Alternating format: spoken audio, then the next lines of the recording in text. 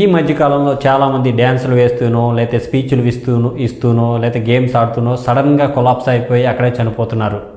ఏం జరిగిందో ఎందుకు పడిపోయారు అని తెలిసేలోపే ప్రాణాలు పోతున్నాయి.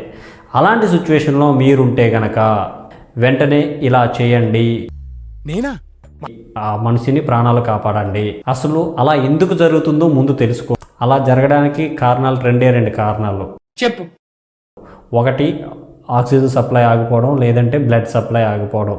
ఈ రెండు గమనించగలిగితే మనం ఒక లైఫ్ని సేవ్ చేయగలం.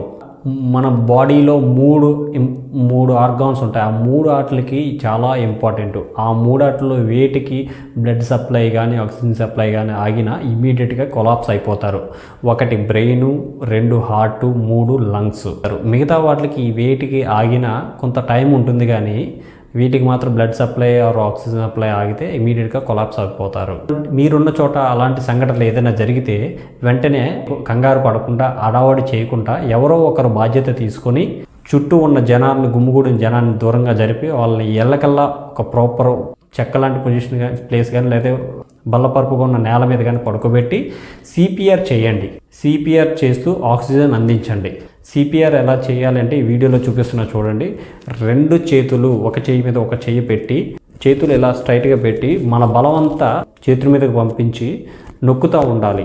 4 సార్లు నొక్కాలి, ఒకసారి గాలి ఊదాలి.